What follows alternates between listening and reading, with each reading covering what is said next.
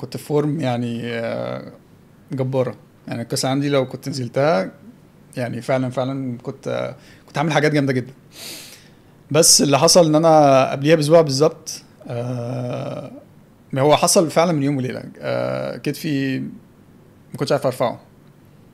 بعد كده قلت يمكن مثلا يعني اوفر يوزنج وبتاع، فانا اريحه شويه، ولما اريحه شويه الدنيا تظبط وارجع تاني. بس كان اسبوع في اسبوع الدنيا مش احسن حاجه.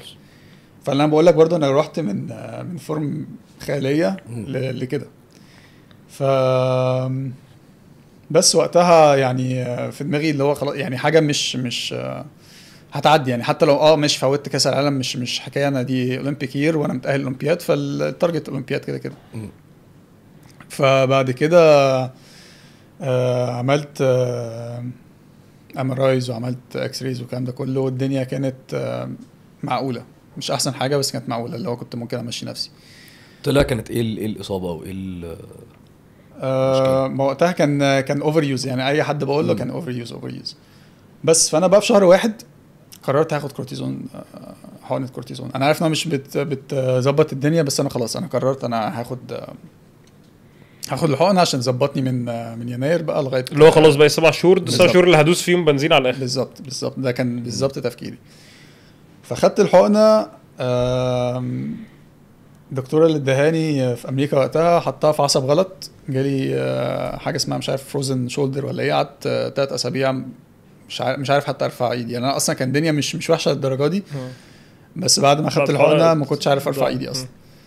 فدي برضو كان سد باك يعني شويه، اللي هو انا خلاص انا قاعد انا عمري مثلا ما اقعد في البيت اكتر من يومين مع التمرين، ده مستحيل. ما بالظبط يعني هو الرياضه عامه او مش الرياضه، هي السباحه بالذات كده، ما في السيزون نفسه انت ما ينفعش تريح يوم او يومين يعني. طالما انت في نص البروجرام او في نص السيزون، انت ما اليوم او يومين دول يودوا الموضوع في حته تانية.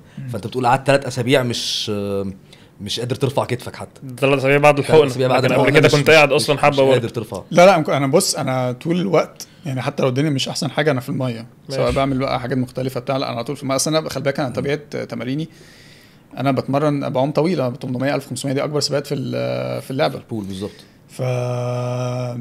الافريج بتاع الاسبوع بتاعي كله من 90 ل 100 كيلو، وده رقم يخض يعني. رقم كبير طبعا. لو حد عارف سباحه ده رقم كبير. فانا يعني حتى فوق ال 10 كيلو في اليوم يعني. بالظبط.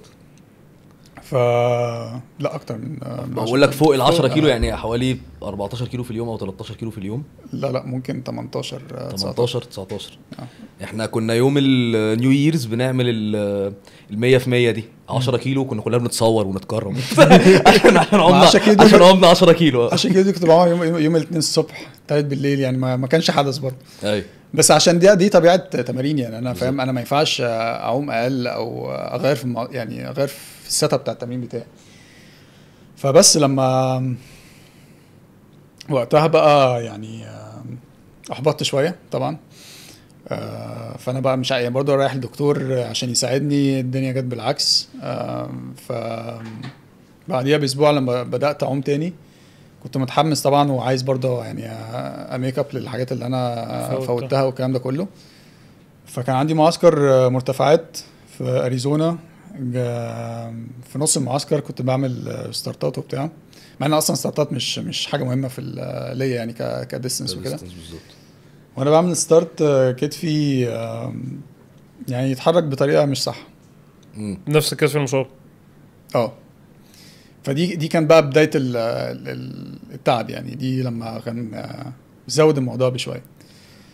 فبس وقتها بقى لما خلاص انا قررت مش هروح بطولة العالم اللي هي بتاعت كان في قطر تقريبا شهر 2 او كده،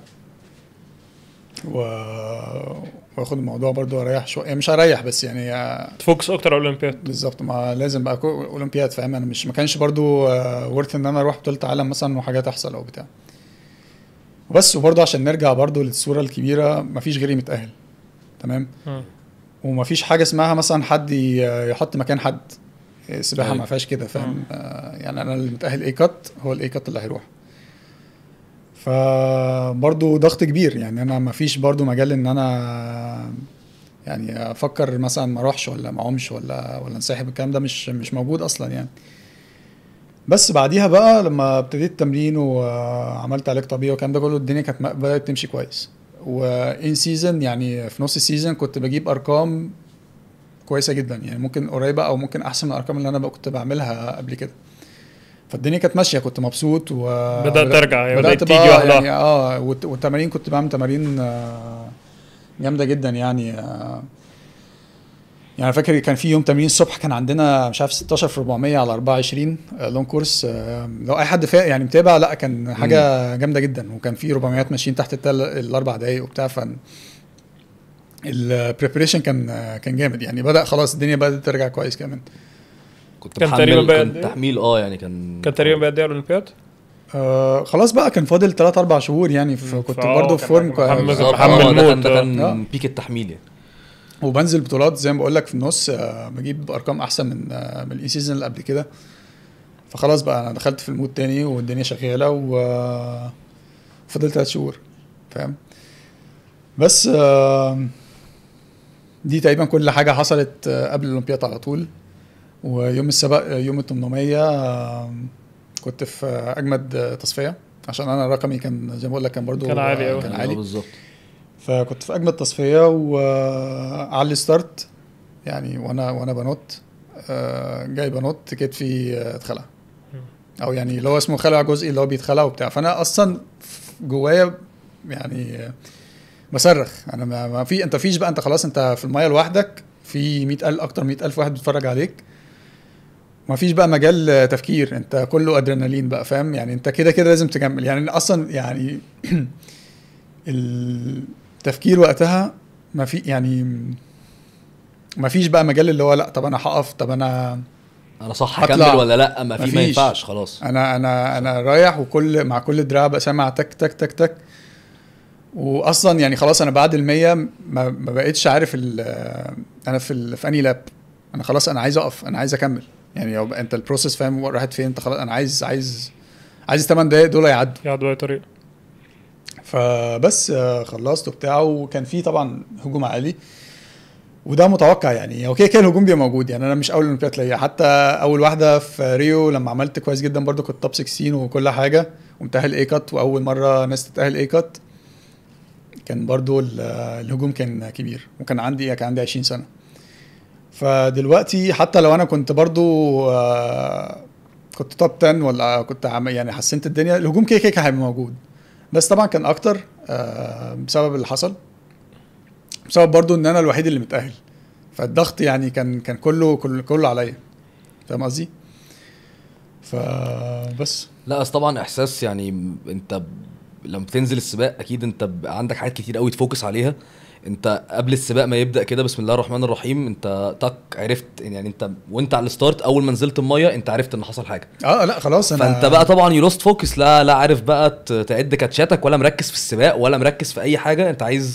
انت مش عارف ده صح ولا غلط. في نفس الوقت انت في بريشر ان انا عارف ان انا ممكن اكون بضر نفسي، بس انا مش هعرف اقف، مش هينفع اقف. انا الوحيد، انا المصري الوحيد اللي هنا. فهيبقى المصري الوحيد اللي هنا وقف او طلع من السباق دي مش اوبشن اصلا. فكمان يعني لا دي ما شاء الله بطوله ان انت تبقى انت في وسط كل ده وانت قررت انك تكمل السباق ده لوحده. يعني شرف كبير لينا يعني. مش ايوه انا اكيد طبعا يعني. بص انا برضو بفكر يعني لو ولا مثلا حد من الجيل الصغير بيتفرج وزي ما تقول مؤهل وحيد وكده، فهو مستني برضو مروان ينزل، مستني مروان فاهم. بالظبط. اكيد كان ان هو يعني متوقع انه يشوف مثلا اداء احسن او كده، بس كانت حاجه يعني بره ارادتي يعني. وبرضو لو حد اللي بيهاجم كده يا باشا لو نط والنضاره وقعت بيسيب السباق. ما بقول لك عادي يعني. دي تالت واحده. فانا الهجوم ده يعني كنت عارف انه هيحصل كده كده. واي حد برضو متابع طريقه عومتي وكده وشاف انا اصلا بعوم ازاي وشاف السباق ده بعوم ازاي، كان في فرق طبعا رهيب يعني بسبب اللي حصل. بس انت دلوقتي بتتكلم بعد مثلا 5-6 يعني فتره من الاولمبياد. انت دلوقتي عادي شايف ان الهجوم ده طبيعي انه يحصل والناس مش شايفه الصوره الكبيره.